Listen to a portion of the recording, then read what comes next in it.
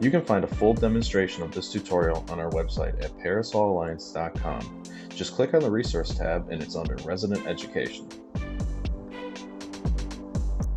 Hi, my name is Michael Lynn. I'm with Parasol Alliance and I'm a resident technology support based out of Champaign, Illinois. Today, we'll be talking about HP printers, but I did want to preface that this isn't just for HP printers, but you can apply to any other printer as well, such as Epson, Canon, Brother, any other printer that you're going to set up for home use or anything like that, you'll be able to apply it to this presentation as well. So to get started, I did want to talk about the different printers and kind of the pros and cons of them. So there are inkjet printers and there's laser printers. So what I'll say, the main difference between them is this ink. Inkjet is a little bit more expensive and laser uses toner instead of ink. So it's not really a difference, in between ink and toner, but inkjet will sometimes get you a little bit more paper per ink rather than laser will do things quicker. It's better for if you're printing off a lot of things for tax documents or just if you have a business and you need to print off a bunch of stuff. Laser is a better option for that. But again, inkjet is more for, home use if you're not going to print too often, but you want that option available, as well as if you're going to be printing off any pictures or anything like that. Laser does have the ability to print pictures off, but they won't be in good quality. So I would always suggest inkjet if you're going to be doing pictures, if you're doing for home use, just, printing some stuff off every other day. Inkjet is the better option for that, but laser is more for the intense workload. You need to print off more documents. So it all does depend on how you're going to use it, but both are good options. So I was going to recommend some printers on here. I will say none of these are laser printers, and this is mainly because these are more for home use. You can still do everything you need to, and these printers still are pretty quick, but again, lasers are quicker than them.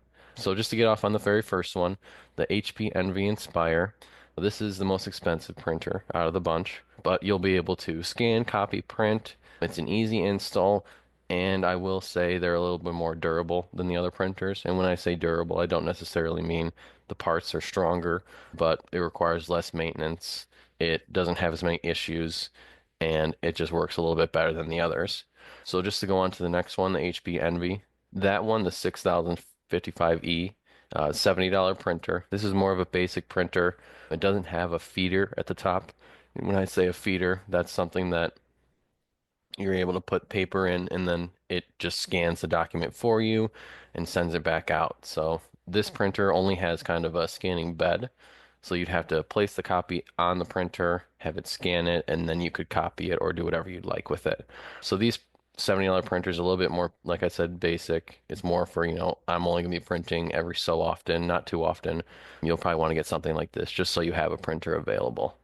And then to the very last option, the HP OfficeJet. This one is something that's great in between. So it's a little bit bigger. It does have that feeder on the top, so you're able to scan and copy things quicker, as well as you can do anything else with it, like scanning, printing, and copying. So it is, like I said, a little bit slower than the top one of the very top 7955E, but it is cheaper. It still works just as good, and it is a little bit more durable than the 6055E.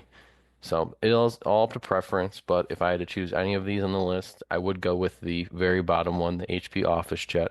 It's a good price range in between, and you're able to still have all those options that the top one has while still being on a lower budget. So all up to your preference and your budgeting, but these are some printers that I would recommend. And now, once you've chosen your printer, we can go ahead and show you kind of what you'll see in your packaging, how to plug it in, and all those different steps. So once you unbox your printer, you'll be able to check for the contents of it. So, you'll find the printer in there, you'll find the power cable, the cartridges, or toner if you get a laser, as well as the manual.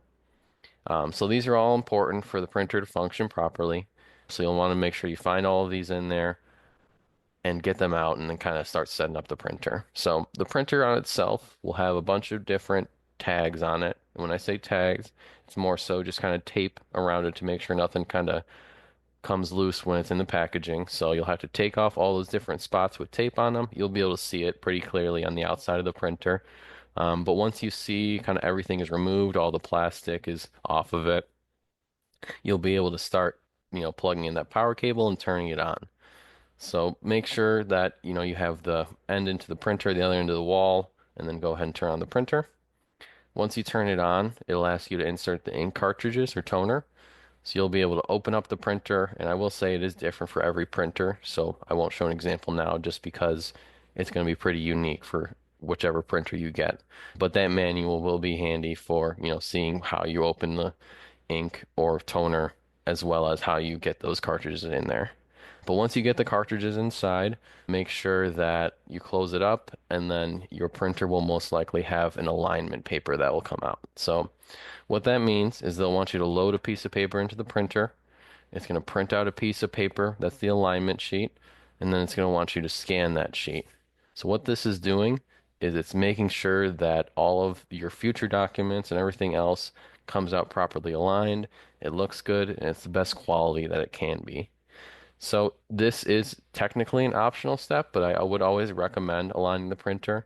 Makes just everything a lot better and work better for the printer itself. So once you got that paper in there, you got the alignment, you got the ink, that's really everything there is to it for this part. But to connect it to your computer, we'll go ahead to the next slide and talk about that.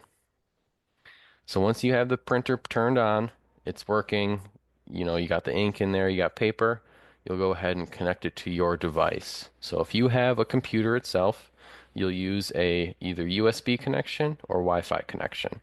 So it does depend on where you're at. If let's say you don't have Wi-Fi, then you'll have to do that USB connection. And I will say the cable is not normally included with the printer.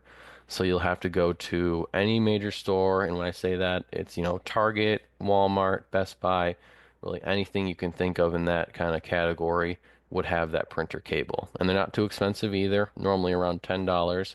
So it's an additional part. They don't come with the printer, but it is an option at really any store you go to that you can get. So it does make it a little bit easier when you have these USBs just because it normally automatically connects your printer to your computer rather than if it's on the Wi-Fi, you'll either have to use the screen that's provided on the printer or if it's an HP, like we're talking about, you'll be able to use that HP Smart app to set it up. So what the HP Smart app is, it's a setup app for printers that made by HP.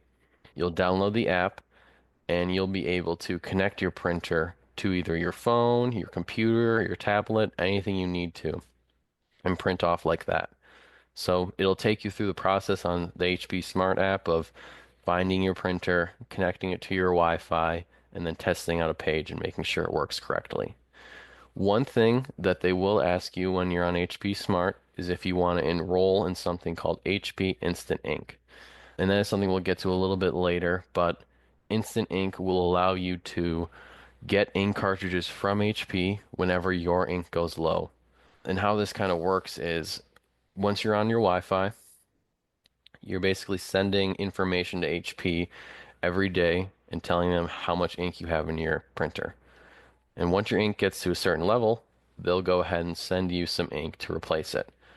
However, there are a couple cons to using HP Instant Ink. For example, you will have to kind of wait. Let's say if you're using up a lot of ink in one day and they don't notice it on that day, then they'll ship it out to you, but it won't come to you immediately, and you will have to use those kind of ink cartridges. So if you do set up with Instant Ink, they're going to make you use those ink cartridges whenever they send you them in the mail. They're going to ask you to send the used ones back, as well as there is a page limit normally with HP Instant Ink. So you can only print off, let's say, 100 pages a month, but there are a bunch of different plans and options for HP Instant Ink, but it's all up to preference. If you just prefer to have that luxury of, I'll print whenever I'd like, print as much as I would like, and don't have to worry about being restricted on that, I wouldn't do HP Instant Ink. You can still get your ink at the store or online any other way that you'd like, but Instant Ink is an option and it will ask you if you'd like to enroll in it. So once everything is set up, you have the printer connected to your computer, you have it connected to your phone, whatever device it is, we'll go ahead and test it out. So once to test it out, if you're on a Windows computer, you'll find a document you like to print off or maybe an email, whatever the case is, and you'll go up to File and hit Print. If that's not an option for you, you'll be able to press Control on your keyboard and P at the same time. So you're pressing Control, P, and a printing window should pop up, and it'll ask you where you want to print it to. Just make sure you're selecting the printer you just set up, and then you'll be able to print off from that printer. For Mac, it's something similar. You'll be able to click File and print on any documents or emails. But if you'd like to use the keyboard shortcut, it is a little bit different. Like I was saying, it's Command P. So instead of Control, there's a CMD on a Mac, and then you'll press P at the same time. So that will give you a printing menu, and you'll be able to print off any documents or anything else you'd like to print and try out. For mobile devices like Apple or Android, you will be able to print off as well. So as long as you're connected to the same Wi-Fi that the printer is on, you'll be able to print from your phone using the share button. And then at the very bottom, there'll be a print option. So for both Android and Apple, they'll have that share option on there, and you'll be able to print off with your phones. So that really is it for the presentation. For the most part, we talked about setting up the printer, getting it connected, and testing it out. But thank you guys for listening, and have a good day.